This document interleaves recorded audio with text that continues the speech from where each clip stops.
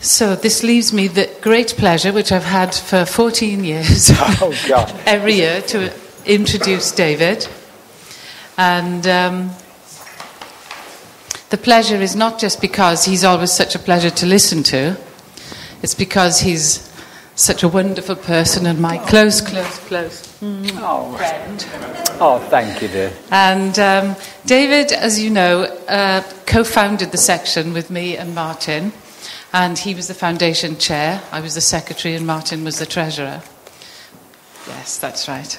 And his recent academic appointments include Distinguished Visiting Fellow at Cardiff University, Visiting Professor of Transpersonal Psychology.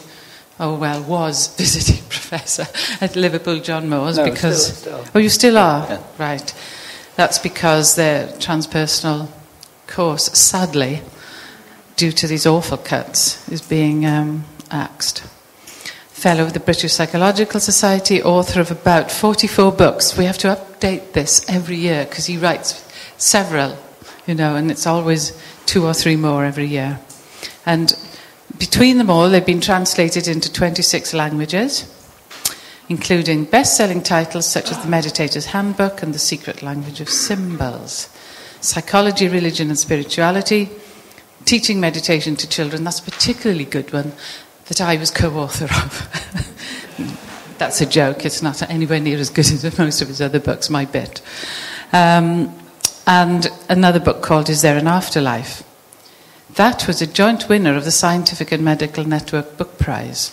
Yes, that's right. His recent book, Beyond Death, looks at the nature of a possible afterlife. And his latest book is Christianity Good for You? So it's worth reading, all of those. And that is currently in press as we speak. So I'm not going to say any more, but hand over to the master and welcome him with a clap.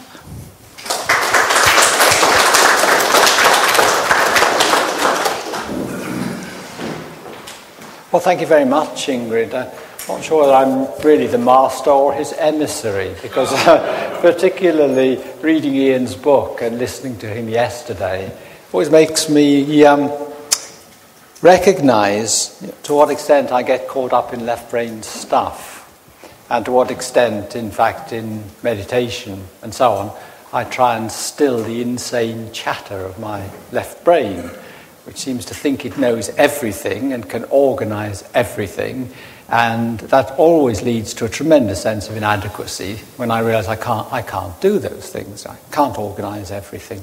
Things get mixed up, they get messed up. There are all sorts of unanswered questions. There are all sorts of problems and difficulties, anxieties and so on. And all this, it seems, is largely to do with left brain stuff. But I've also always been aware of the right brain. Interesting listening to Peter yesterday. And Peter was saying, well, most people don't think about death. It always surprises me when I hear that, because from the time I was a small boy, I was always very, very much aware of the reality of death. That may be because I'm part Welsh and spent, half Welsh in fact, spent a lot of my childhood in the wilds of mid-Wales, where death seemed to dominate everything. There were the dark chapels, of course. There were the dire warnings by the preacher every Sunday, in Welsh, I may say, which I found very, very difficult to follow. Then, in addition to that, when my mother was a child, there was a tremendous amount of consumption in the Welsh valleys, and people died very young of that. So she was always conscious, when she was a small girl, of being taken and lifted up to look into the coffin. This was always done. You went to view the dead body in the coffin before it was finally nailed down and taken along to the chapel. So my mother, who died quite recently, in fact, always had this rather morbid preoccupation with death. And maybe that's one of the things that I inherited. But I think it was more than that. After all, we are mysteries to ourselves. We know we live, we know we die, and there is this old shamanic saying that one should make friends with one's death, because if you go through life terrified and frightened and imagining death as annihilation, then the problem is, of course, you are always terrified of when it's likely to happen. And of course, it can happen suddenly. In the Middle Ages, they always prayed against sudden death, because that leads to all sorts of confusions in the immediate next life. They prayed for a gentle, tranquil death, for opportunities to prepare and so on, and to die in the right state of mind. The Buddhists take very much the same view. You must die in the right state of mind. So I was always very conscious of that, and very conscious, I suppose, of its links with religion and the promises of the Bible and of the New Testament in particular. But moving from that, I was also aware of another reality, if you like. There were times when I was a boy, I would sit on the bottom of the stairs, and suddenly I could, in a sense, I wasn't really aware what was happening, allow my consciousness to expand until it seemed to reach out. And there was a tremendous sense of joy which came from this. And I would sit there in this joy. I'm not claiming it was a mystical experience for one moment, but it was a hint and whisper, if you like, of other realities. And maybe because I was a great reader, I was always conscious that these things were apparent to other people as well, and that the awareness of another reality, as William James says, we are separated by the flimsiest of veils from this other reality. And those of you who've not read the great William James's Varieties of Religious Experience, may I counsel you to do so without delay, because it is one of the finest books in the English language, written in around about the turn of the century. Round about the turn of the century. Yeah. A great book by a very, very great man. And these varieties of religious experience are those moments in human life when you do become aware of seeing beyond or through the veil.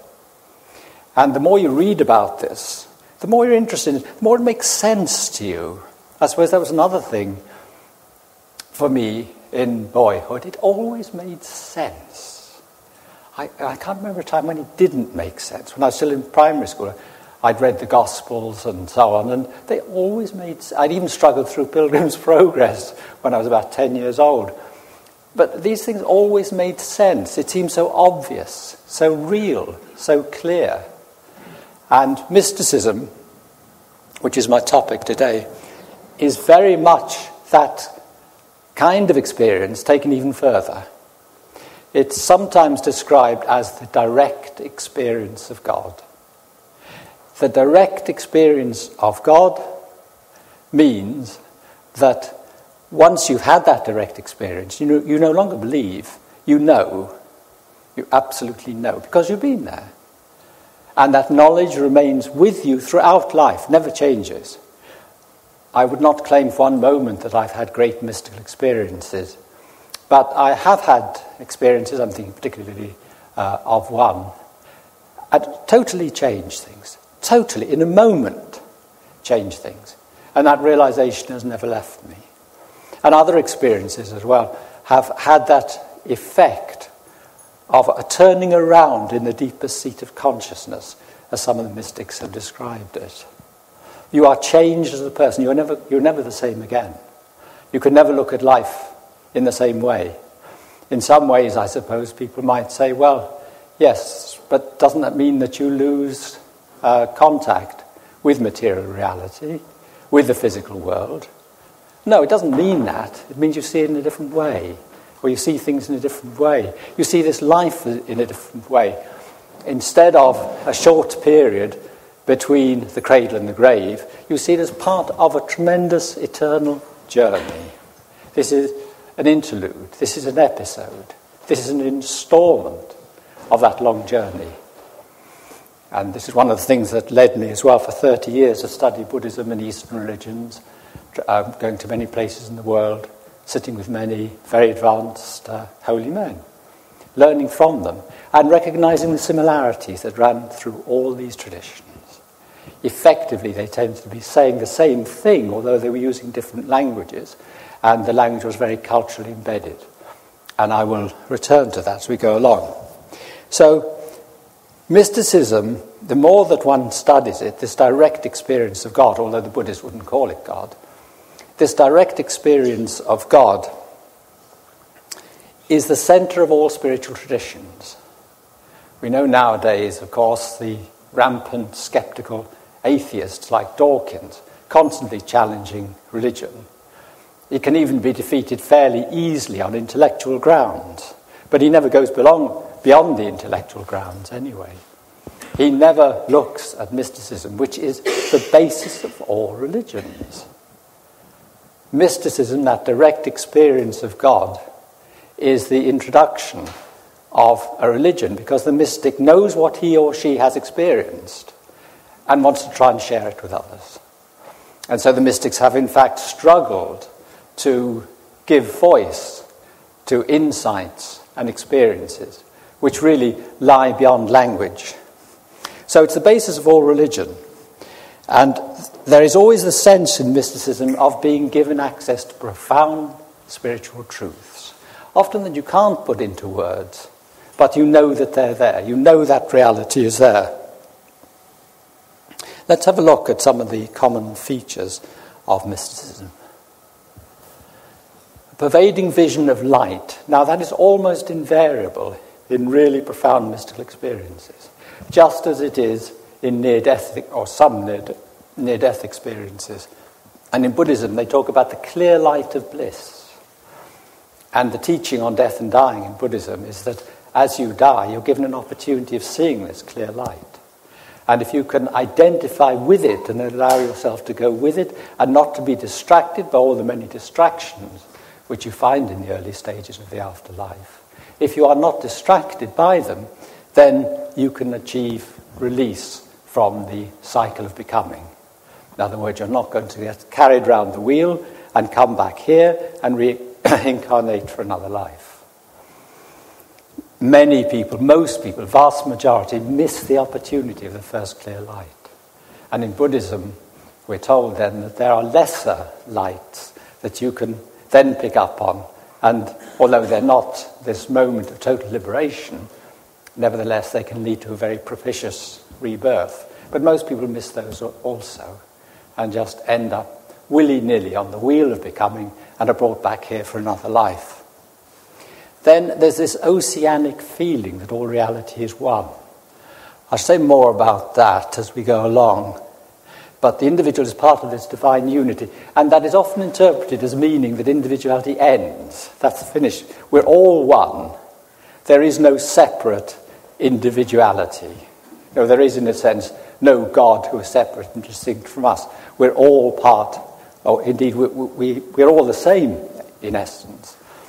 Well, there are lots of arguments against that.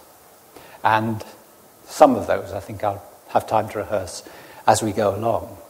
But certainly there is that oceanic feeling, and that there is that realization, perfectly correct realization, that we are all part of this one unity. Feelings of indescribable bliss.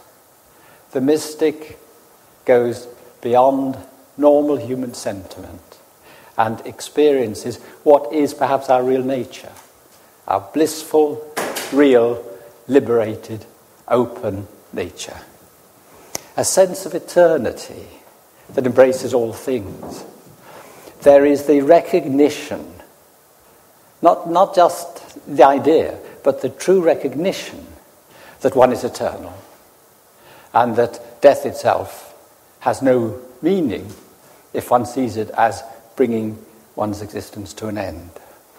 A sense of eternity that embraces all things, including oneself. And there is at that time this loss of a sense of individual self. Well, having experienced that in a very small way as a child, when I used to sit on the stairs, this happened. Yes, one moves beyond any sense of being aware of I as a person sitting here on the stairs, having these experiences. One becomes one with the experience. But that doesn't mean to say that the little boy sitting on the stairs ceases to exist, or who he thinks he is a delusion. Again, I'll come back to that, I hope. An assurance of immortality, yes. Love is the source of all things. in all the great traditions, there is this emphasis upon all-pervading love. Christ talked so frequently about this. God is love. God is love. It was one of the few direct descriptions that he gave of God. God is love. And of course that was a big change from the idea of the wrathful deity who you had to placate all your life. This was the Creator God who had created through love, perfect love. And we remain always a part of that love. We are always loved. It's one of the great teachings of Christianity, that one has to recognize not just one's sinfulness, but to recognize that one is loved. An enduring sense that one has been initiated into all mysteries. In a sense, all questions disappear. They all fade away. They become irrelevant. Once you know the basis, which is love, once you know the assurance of immortality, once you know these feelings of indescribable bliss, then these questions become meaningless. They fade away. My brother and I once having an interview with a very lovely, very advanced Hindu teacher, Swami Bhavyananda, no longer with us. And my brother tends to ask questions a lot of the time, well, why is it this way? Why is it that way? Why is it the other way? And Swami Bhavyananda very politely listened. At the end he said, well, I will tell you the answer to all those questions. First, you find God, and then you ask him. A profound answer. First you find God, and then you ask him. And if you unpack that answer, of course, what he's saying, find God, and these questions will disappear, will fade away. And that is the enduring sense that one has been initiated into the mysteries. By the way, as I'm going along, if there are points where people don't understand or anything like that, I will try and leave time for questions at the end, but if there are points where people don't understand, please ask me to stop and re-explain. Mystical experiences are referred to variously as cosmic consciousness, unitary awareness, enlightenment, samadhi, salvation. All the different traditions have different words. But studying through all these different traditions, I found that they are essentially all saying the same thing. Maslow refers to his peak experiences, doesn't he? I don't think peak experiences, or most peak experiences, would really be regarded as high levels of mysticism. But they're certainly life-changing. And he gives examples, in fact, of people who have been cured of psychological problems just through having that's thoughtful of you. Thank you very much, dear. Just through having peak experiences. Thanks, love. But one of the great difficulties is how does the mystic put this ineffable experience into words? Words are very inadequate things. I think that so much of what Ian was saying related to this, that we invent a language, and that is very much in the emissaries, that's part of the tools that he's given when he sets off. We invent this language, and then we assume that when we know a word for something, we have somehow explained it. Well, of course, that doesn't really work. So how can the mystic put his or her experiences into words? Particularly as well as there's always an element of cultural interpretation. The Buddha, for example, achieved enlightenment eventually after years and years and years of struggling and trying at a place called Bodh Gaya in India, which is a wonderful place to visit if you are in India. It's not very far from Benares, or Varanasi as it's now called, which is one of the great spiritual centres in England. And I've walked from Varanasi to the Deer Park at Sarnath, where he developed his first sermon, and also been up by road to Bodh Gaya. And these places, you visit places of spiritual pilgrimage, and there does seem to be a tremendous energy there. But when the Buddha, under his bow tree at Bodh Gaya, when he achieved his moment of enlightenment. He sat down to meditate under the tree, and he vowed, he said, I'm not going to leave here, and either I'm enlightened or I die. And he sat there and sat there, this enormously advanced, spiritually advanced man. And then it was at the rising of the morning star that suddenly he saw into the nature of all things. He achieved enlightenment. And he said, and this is the early Pali Canon quotes this, that he said, no, this is no good. How can I explain this to people? I'm not going to be able to explain it. I might as well go. I'll leave the world now. And the Pali Canon tells us that Brahma, the creator god, and this is where Buddhism, of course, really was a reforming movement within Hinduism. Brahma came down from heaven with his robe over his shoulder and pleaded with the Buddha to stay and try and explain this. And in the end, the Buddha says, well, okay. And then for the next 40 years, he trod the dusty roads of India trying to convey his message. But there are times, of course, there are enormous Buddhist scriptures, but in some of the scriptures, there are times when there's a reference to only one person who really got it in all that time. And that was Mahakashyapa. And the flower sermon tells us that the Buddha held up a flower, said nothing, held up a flower, and Mahakashyapa smiled. And in that smile, the Buddha saw what he understood. Otherwise, no. And at the end of his life, the Buddha said, throughout my life, I've taught nothing. I've taught nothing. Emphasis here is on personal experience. If you haven't experienced these things yourself, as we all haven't, then we can't really say that we know from the inside what the Buddha and other great spiritual teachers were saying when they talked about everything being one, this blissful unity and so on. But at least we get hints and whispers. And those must be sufficient, perhaps until we leave this world and maybe have greater levels of insight. So, what words are used? What do they try to tell us? Well, Christ used parables and symbols very, very effectively. I mean, when we think that the Buddha had 40 years of tramping and still couldn't get it across, Christ had 3 years. His teaching lasted actually for 3 years, most of which he was hounded and persecuted, unlike the Buddha, who had far more support in many ways. Hounded and persecuted, and then sent to a cruel and barbaric death for nothing, absolutely for nothing. The Gospels make it absolutely clear Pilate did everything he could to save Jesus. Pilate knew that Jesus was innocent of the charges that were being brought against him. And he tried everything. In the end, he tried his trump card. He said, it's the Passover, I've got to release somebody to you. Shall I release Christ? And no, the mob, apparently spurred on by the enemies of Christ, said, no, we want Barabbas, who was a notorious thief and murderer. So poor old Pilate then said, all right, bring me some water. I wash my hands. I'm innocent of the blood of this man.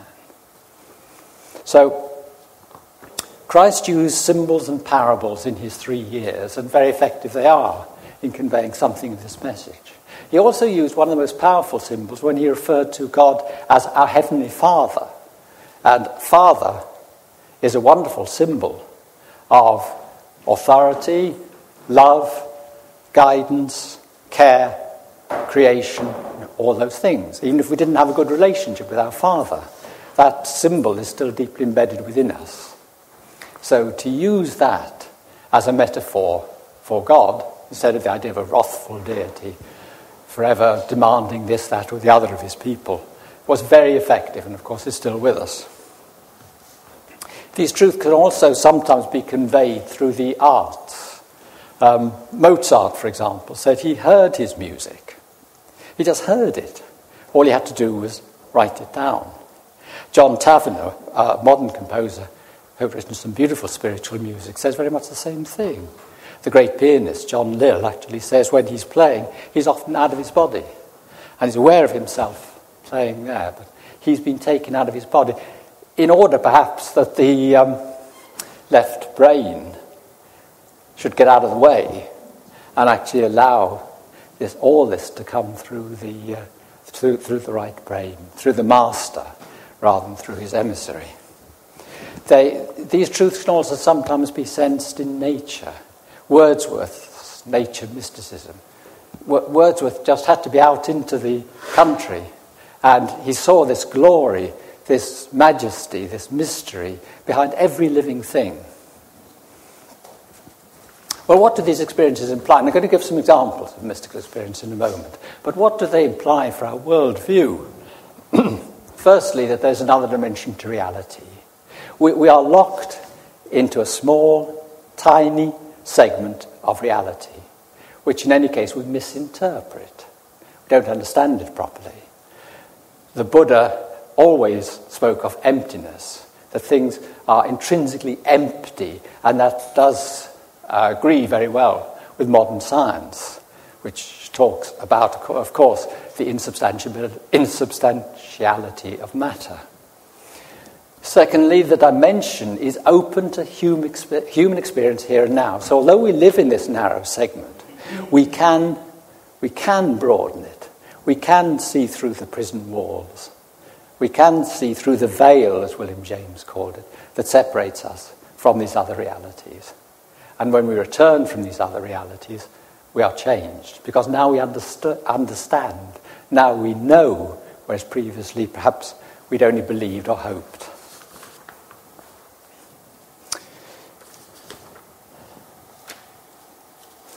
Thirdly, the dimension itself is outside time and space.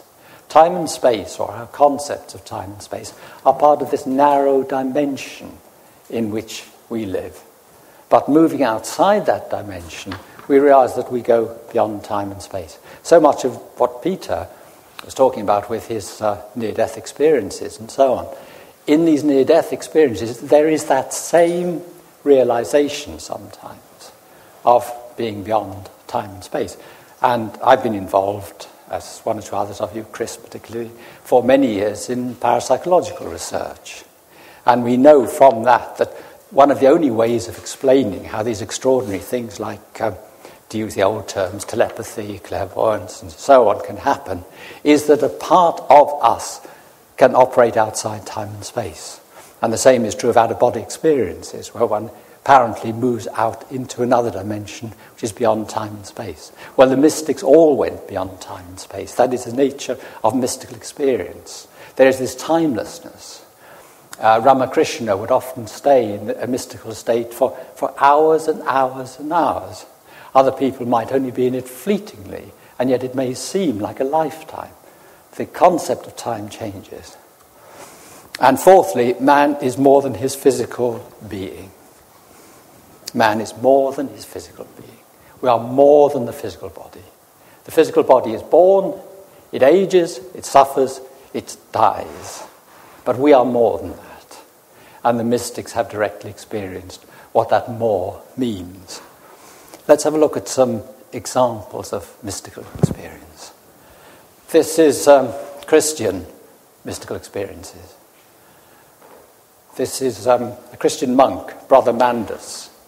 And he says, I experienced a breathless, unbearable light perfection. Light again, of course. In this timeless second, I knew love, knowledge, and ecstasy transcending anything I could understand or describe. I was lifted into the midst of God, in whom all people, all worlds, every created life or thing moved and had their being. I knew my Father and I are one, that all people and the Father are one, and that we're all one with each other in spirit. And then this is a summary of some of his other descriptions. The light of the Spirit, aware of love, universal love, peace, joy, bliss, ecstasy. And then taken from another mystic, a flood of white glory. I felt one with everything and everybody. And somehow I knew that what I had experienced was reality, and that reality is perfection. These are the words of people groping to put into words something that is beyond words, that lies beyond words. But they do give us a pretty pretty good idea of what's going on. Pretty good. We may not be able to imagine that experience as if it's happening to us, but we have a pretty good idea of what is going on as a consequence with that. Sometimes mysticism is divided into immanent and transcendent forms. If you look at that first quote there, I was lifted into the midst of God, in whom all people, all worlds, had their being. I knew my Father and I are one. This is, in a sense, immanent mysticism. It is becoming one with something that one already is anyway. Immanent. This is here. The kingdom of heaven is within us. This is immanent mysticism. One becomes one, and one loses this sense of separate being, even if only temporarily.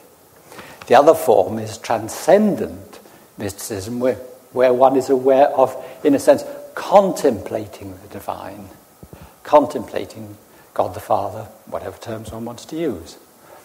The great Hindu saint Ramakrishna said that transcendent mysticism is like tasting the sugar.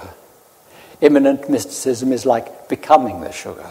And he said both are perfectly valid experiences. Both are true. We are both one and we are individuals. The one does not cancel out the other. There is, within that unity, there is diversity. We are representative of that diversity. And individuality presumably has a purpose. We wouldn't be individuals, we wouldn't be born as individuals, we wouldn't live as individuals unless individuality had some kind of purpose. And at the end of this sense of oneness, the mystic comes back. Or, in the sense of transcendent mysticism, is there caught up in contemplating this divine mystery, as a child might contemplate the love of his father or mother. Now let's take some examples from Buddhism and look at these similarities. This is a lovely quote. It's from a Buddhist mystic and teacher, an enlightened being called Han Shan. Han Shan spent years and years following what is called the Pure Land Buddhist path, which I think is a lovely way into Buddhism, the Pure Land path. The idea, you see, is that normally you have to come back here lifetime after lifetime after lifetime until you become enlightened eventually. Well, Amitabha Buddha, we are told, said, no, that's too difficult. You can't do that. That is too difficult. That's going to take you too long. It's too hard. So what I will do, I will create my own Buddha field, my Pure Land. And after death, you can come to my Pure Land where it is much easier to make the final step to enlightenment. And in fact, Pure Land Buddhism is the most popular form of Buddhism in Japan. So Han Shan had spent years and years and years following Pure Land and using Amitabha's mantra, which in Japanese is Namu Amida Butsu. Namu Amida Butsu. Praise to the Lord Buddha. Namu Amida Butsu. Amida, Amitabha, the Buddha. Not Shakyamuni, the historical Buddha, but the Buddha who has promised to create the Pure Land. Well, then he had complete visions of Amitabha along with Kuan Yin, the goddess of perfection, the goddess of compassion, who was with him.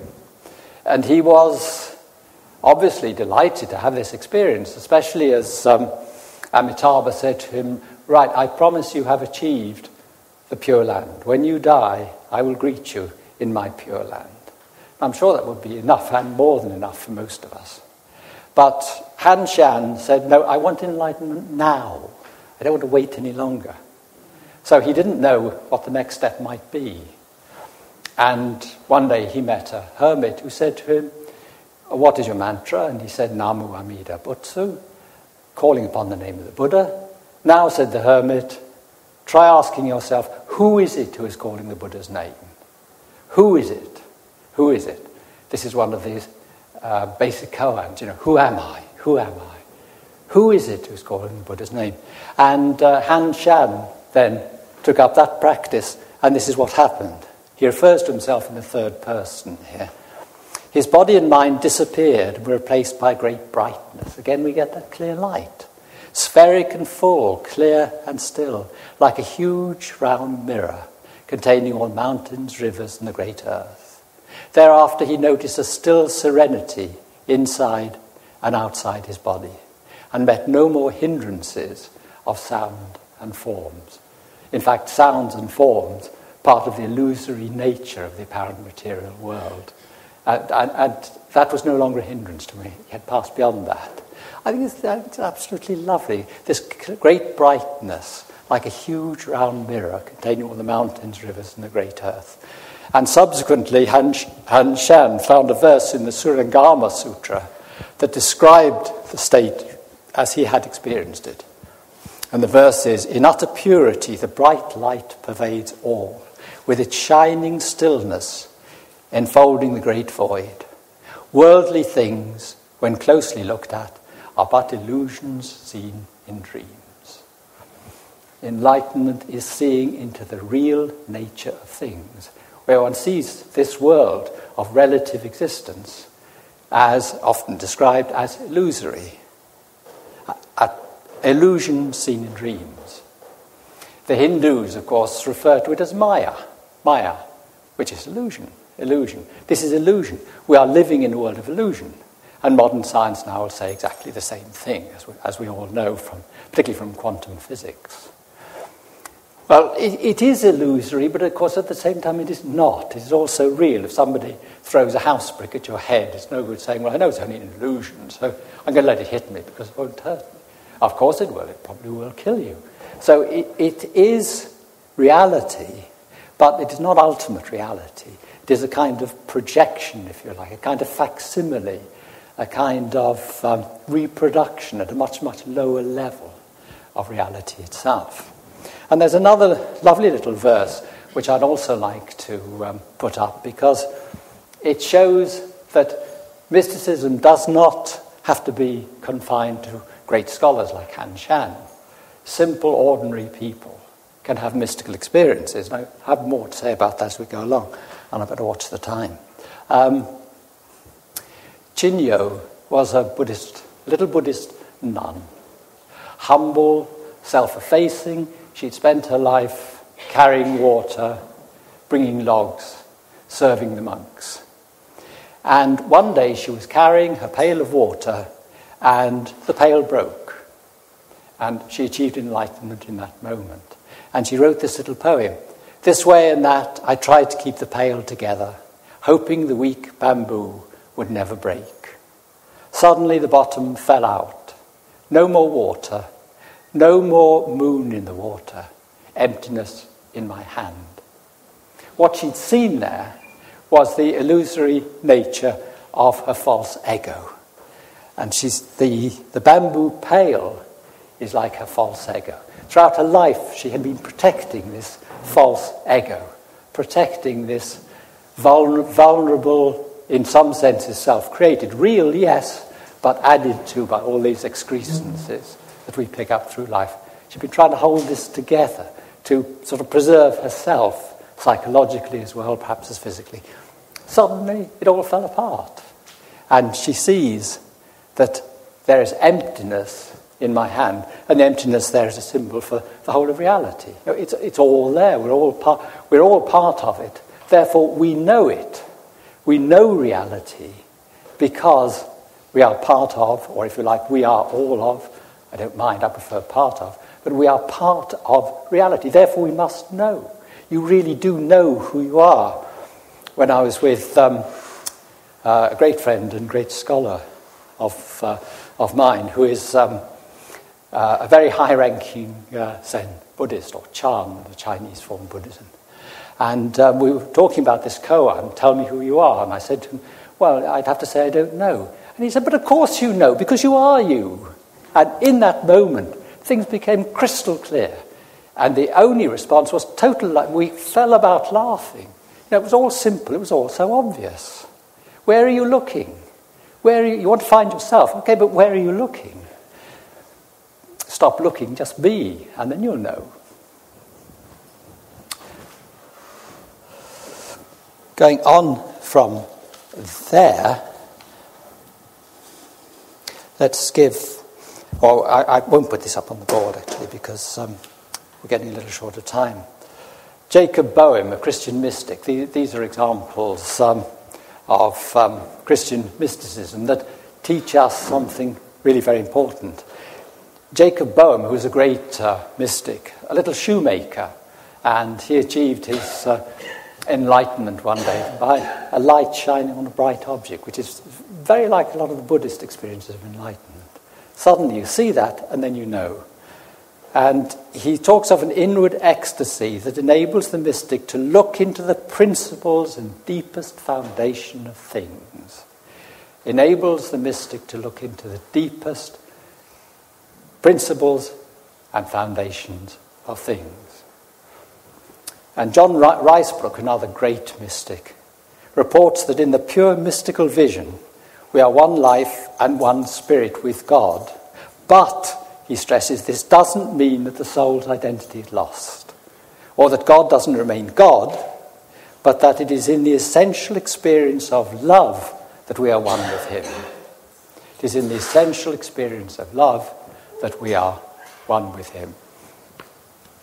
And Thomas à Kempis, another great Christian mystic, writes that in the mystical life, individuals are caught up out of themselves and are carried beyond love of self.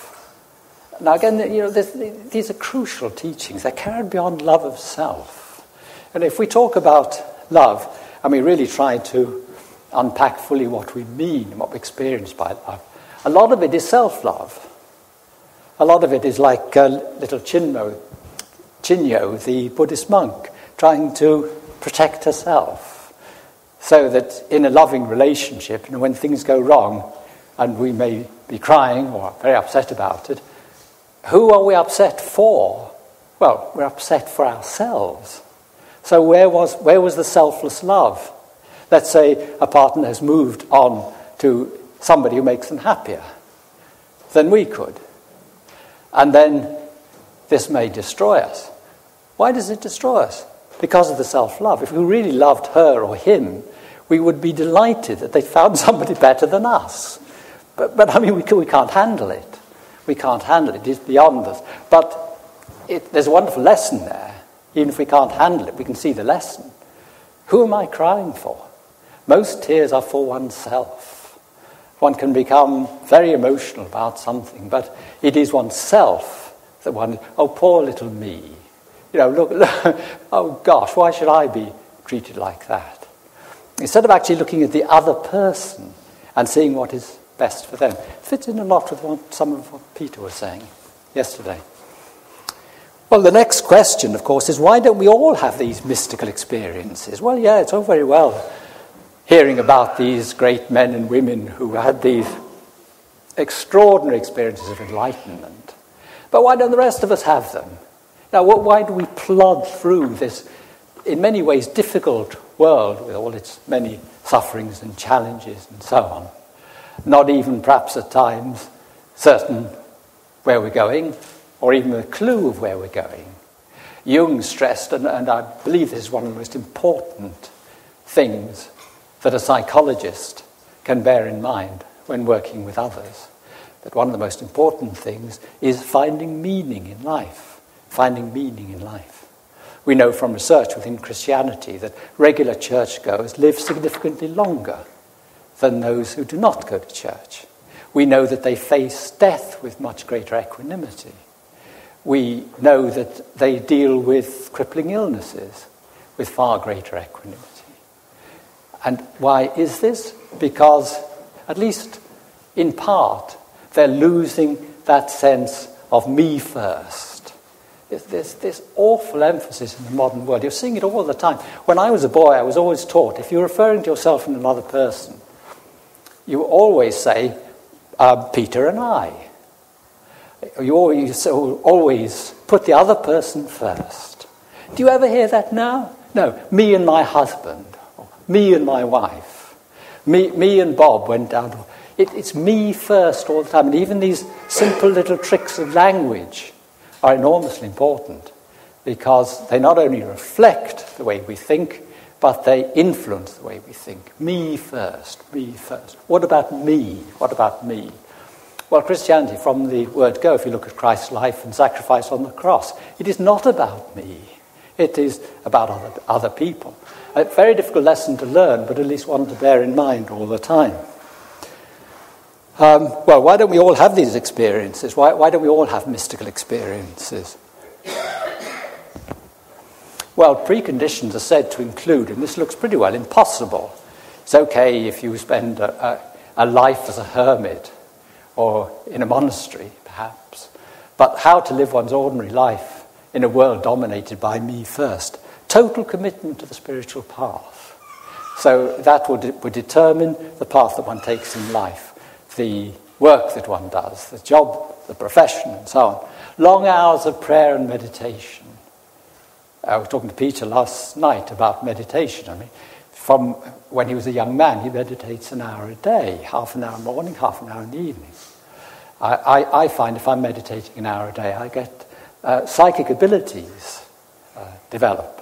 Only in a small way, but in a very clear way, a very identifiable way. When I fall from grace and don't take a full hour in meditation, they don't occur. Total faith. Faith isn't the right word there. Faith is the beginning, not the end. It is, one might say, total acceptance, total knowledge, total realization. Purity in all aspects of behavior. Oh gosh, that's a tough one. Great patience and a readiness to wait upon the Lord. Wait upon the Lord. What does that mean? It means silence. It means silence. And when you sit in meditation, you are waiting upon the Lord. I tried to put my mind in that frame. Yeah, I'm waiting upon the Lord. That's it. Time means nothing in this exercise. I'm sitting there waiting upon the Lord.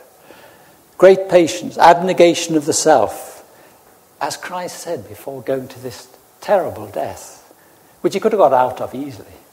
Not my will, but thy will be done. That was his prayer. If it be your will, take this cup away from me. But not my will, but your will be done. Total surrender to the will of God. Self-inquiry and a great desire, one might say a burning desire to know. To know. It's not enough to go through life in a semi-trance, a semi-daze. There should be, on the mystical path, this intense desire to know. Like Han Shan, even after he'd had this wonderful revelation that he would be reborn in Amitabha's pure land. No, it wasn't enough. It wasn't enough. And this is not in a selfish way. It is the desire to realize who one really is. One isn't asking for anything else from outside. But it is the desire to know who one really is. And a willingness to accept what comes or what doesn't come. That is one of the basic teachings of Dzogchen, which is one of the Buddhist paths. A willingness to accept what comes or what doesn't come. The wonderful story of the Buddhist monk who lived as a hermit near a little village, and one of the women in the village had an illegitimate child. And of course the rest of the villagers were enraged by this. And they stormed up to her house and were going to do some awful things. And she said, no, don't blame me, I'll tell you who the father was. It was this guy up there. It was the hermit on the hill. So the villagers said, of course they had great reverence for him, but we can't let him get away with this. So they took the baby and they went up the hill and they knocked on the door of his little hut, came to the door, and they said, this is your child. Here, you take it. He said, yes, and took the child. 12 years later, after he brought the child up through all the early stages of childhood with great love, the woman was dying. And she said, I have a great confession to make. He wasn't the father. And so the villagers rushed up the hill, said, oh, look, we're terribly sorry about this.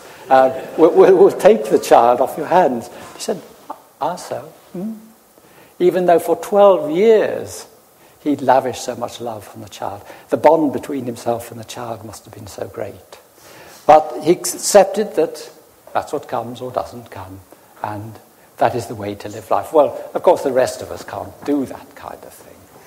We couldn't handle it. We'd be protesting like mad, leaping up and down, and goodness knows what.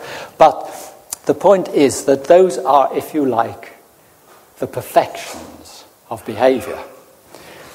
But mercifully, there are many examples of mystical experience which come spontaneously to ordinary individuals.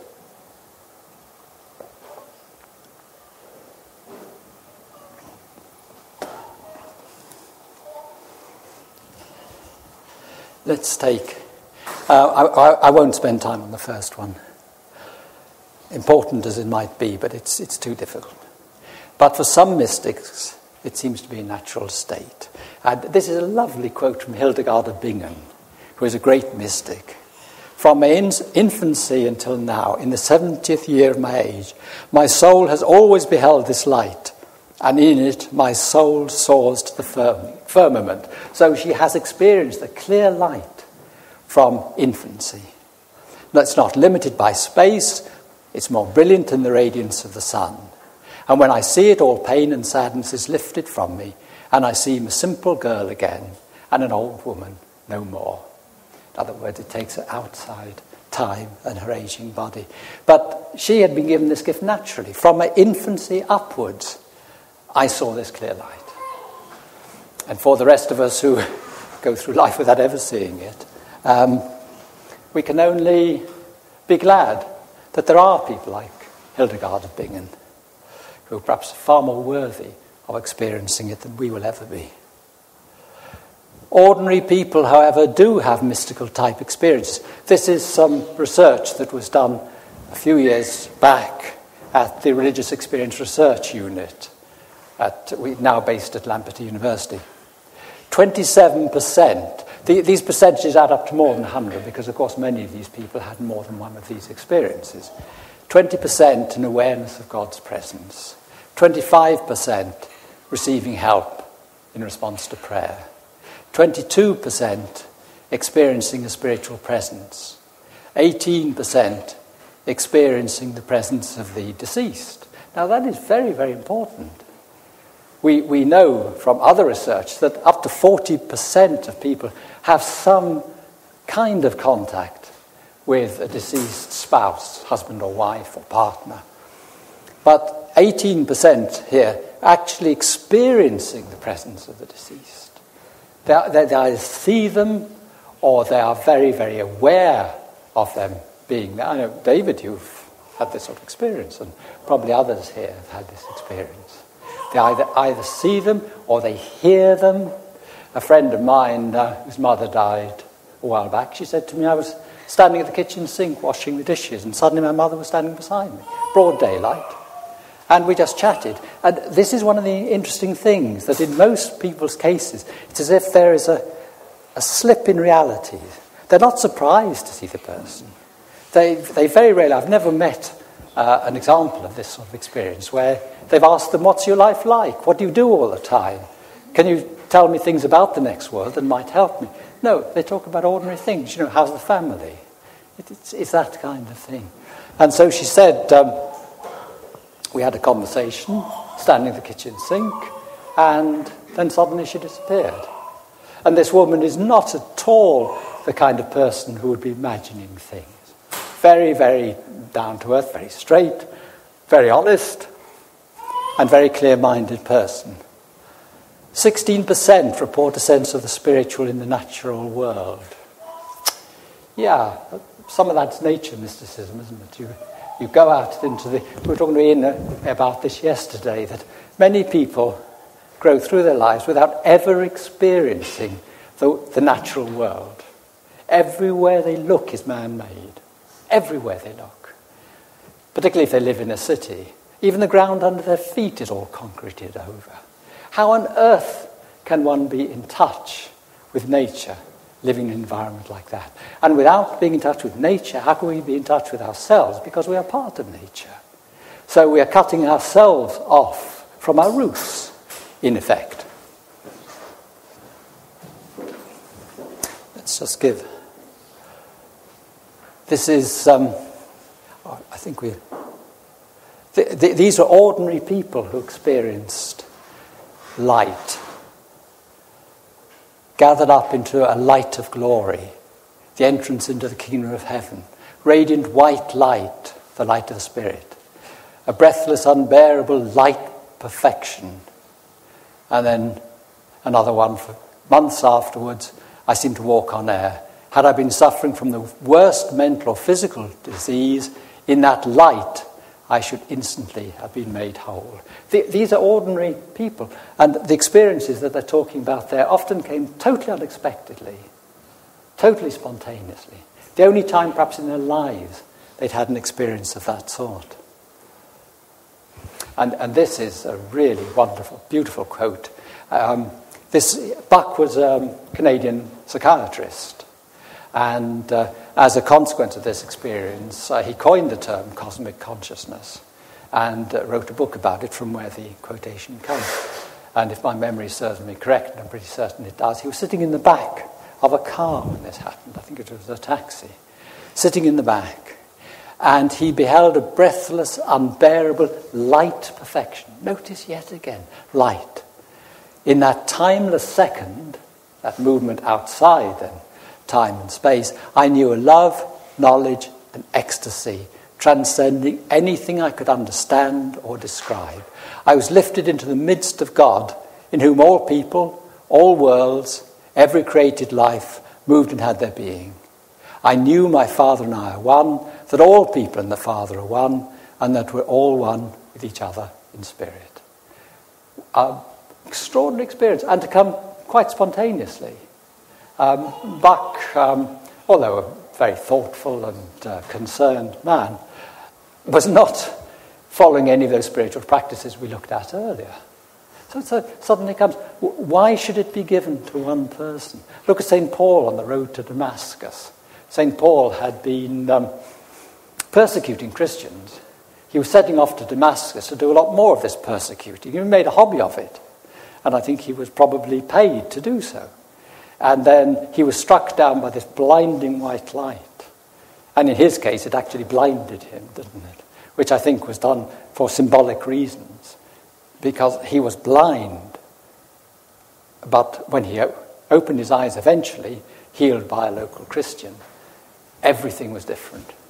And he spent the rest of his life, in fact, serving Christianity. Why was St. Paul chosen? Well, obviously, because there were things that he could do that others could not. St. Paul was a very rare being, and he was the one who was chosen to carry on Christ's message. Well, let's just finish now by looking at some attempts to dismiss mystical experience. Of course, as soon as these things happen or are talked about, then you find, particularly my own profession, psychology, but the rest of science as well, people get busy trying to think of normal explanations for them. They are uncomfortable that these things should exist, they're uncomfortable that they should happen, and their task is to try to demonstrate that they are explicable by normal means. And of course, once they come up with a possible explanation, they immediately say, well, that is the explanation, so that's the end of it. You know, all this stuff is disproved. And as a consequence, of course, they have a profound influence upon public opinion. People accept, if a scientist says something, it must be true, which is absolute nonsense, of course. If a psychologist says something about the mind, it must be true. No, psychologist has only got one mind, he's only got his own mind. He can't see inside your mind. So what he is trying to do, in a sense, is impose his own type of explanation upon you. So the attempts to explain these by normal means really, if one looks at them closely, are often laughable. And how on earth anybody should take them seriously, it would be hard to know, it would be hard to explain. For example, overactive imagination. Well, it's all imagination, just imagining things. Imagination, in fact, is an enormously important part of life. And we live in an age which denigrates imagination. It's only imagination, just as we denigrate dreams. Oh, it's only a dream. In fact, imagination lies at the heart of all creativity. We live most of our lives, in a sense, in that area, and this would be right brain area, I suppose, of creativity, but we shut it out. I was very, very interested to hear Peter saying that the brain has an inhibitory function. And this is particularly, again, linking in with Ian's work, it's particularly the left hemisphere that has this inhibitory function. So the right hemisphere picks up direct insight, creative insight. And the left hemisphere, before it gets anywhere, left hemisphere says, no, we don't want that nonsense. Pull the shutters down, close the blinds, keep it out. And so it is kept out. Just imagination. That is no explanation that it is just imagination. The this idea of the frontal lobes. Persinger did work some years back, didn't he? Where he looked at, if you pass, Peter knows far more about this than I do, you pass electromagnetic impulse through the frontal lobes, and people supposedly have mystical experience. Well, of course, they don't have mystical experience in the first place. But in these experiences, when you compare them with the kind of experiences we've looked at, amount to virtually nothing. But if you also take into account that no mystic, to my knowledge, walks around with one of these God helmets or whatever they're called on their head. It doesn't happen that way, and it never did happen that way. Then there is the argument, well, it's just epilepsy. When people see this bright light, that's what happens in epilepsy. Well, I don't know why epileptics should see a bright light, whether it is a glimpse, perhaps, whether in epilepsy something is released, some inhibitory factor is released. I don't know. But epileptics don't normally have mystical experiences of this kind of quality. None of these people, as far as who I've quoted, none of these experienced people, as far as I know. Yes, how long? 2 minutes if you want. Right. None of these people, as far as I know, actually had epilepsy. Caesar had it. He had the falling sickness. You know the reference in Shakespeare's play, Julius Caesar. As far as I know, Caesar did not have mystical experiences. Well, I'm going to wrap things up now. There is, of course, more to say. You know that in any talk, it is always the things you didn't quite get to say that you remember afterwards. But one always prepares more material than one needs, which is, in fact, of course, a good thing. But mysticism is such a vast subject that one could indeed talk about it, study it, weeks, months, years. It's been a study of mine since I read the first book on mysticism, The Watcher on the Hills, a lovely book. You know it, Rupert? No? I've quoted before, have I? Yeah. And from that time onwards, I was absolutely hooked by these experiences. I wanted to know more about them, wanted to read more about them, and so on. So it's a lifetime of study. But what it does show, and these are my last words, what it does show is the reality of this other world beyond the veil. And it is there all the time. I mean, it is here now. What prevents us from experiencing it, perhaps, is this left brain inhibitory mechanism that Ian and Peter have been talking about. That is perhaps what inhibits us. Maybe people in the Middle Ages, they certainly seem to have lots and lots of experiences which, if not mystical, were really quite extraordinary. And the explanation that's often advanced from that is that, of course, they ate a lot of rye bread.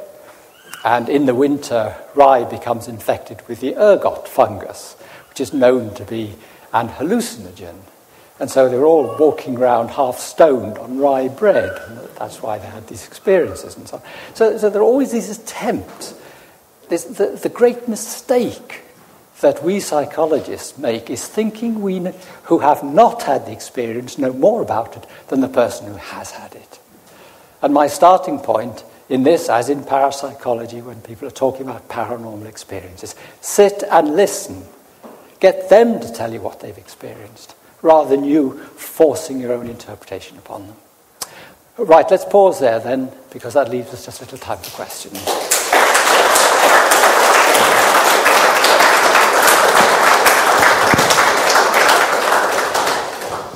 As ever, a most interesting and uplifting talk. It's nice to think that there are these veils that we can just peek through now and again if we're lucky enough. I like that. I like it. Anyway, we've got time for a couple of questions. So,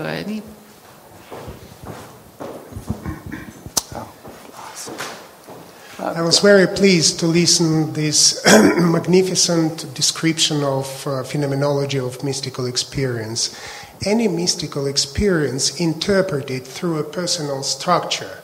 If I am a magical person, God is for me. If I belong to a certain group, to a certain church, God came to save our people. If I'm a scientist, I can interpret this mystical experience intellectually. Let's say, if you belong to my church, you are my people. If you don't, go to hell. What is the place of interpretive element in your system, and how we should develop our vertical personal growth to interpret mystical experience? Well, these are very, very good points, of course. These are very, very good points.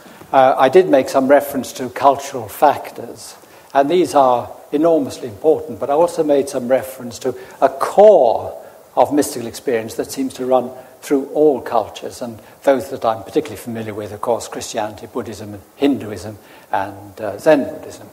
And there is this core of experience which shows that, in fact, virtually, they're having the same sort of experience. And then how do they put it in language? Well, then, of course, they do convey a lot of that core experience. Otherwise, we wouldn't know there is a core experience. But at the same time, language does rather get in the way. But as I think I've explored in a talk here before, and it's certainly in my book, Beyond Death, that if you look at the lower levels of the afterlife, what happens immediately after you die, these are enormously culturally influenced. The Buddhists, of course, go to the Bardo state where they meet these awful wrathful deities who are racing around with blood-stained teeth and waving swords and so on. Actually, they're just destroyers of ignorance, but they are terrifying and frightening and so on, and you're on barren hillsides with all these people dancing around. A Westerner would not experience that.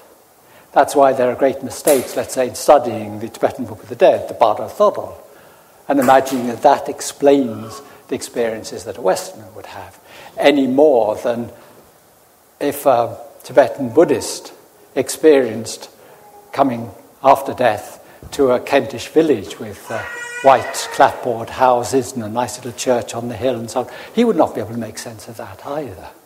So we are carrying forward an interpretation of ineffable experiences, which then, in a sense, creates, in terms of our interpretation, in terms of our expectations, it actually creates the experience itself. The movement beyond that, you've got all these spiritual exercises that we looked at, and there are the Jesuits, who are a really wonderful, much maligned branch within the Roman Catholic Church. But if you look at their spiritual exercises, the novice has to go through with his spiritual director, has to go through the spiritual exercises over a period of time. And it is said that if you work right through the spiritual exercises, you will never be the same person again. Well, I've read the spiritual exercises, I've been very impressed by them, but you can't work through them on your own. You have to have a Jesuit director. But yes, of course, and meditation and some of the work you're doing and so on. This personal structure itself, it's like spiral dynamic means, for example. They are interpretive structures. Whatever culture you are in, you have certain personal structure and you interpret mystical experience. Well, you interpret a lot of it that way, but you see the light. That is something that is beyond cultural differences. They all talk, it's almost invariable, about this clear light. Well, that's the last question, but it was such a comprehensive answer. I'm sure it's answered everybody else's questions that you might have been thinking of. Again, thank you, David.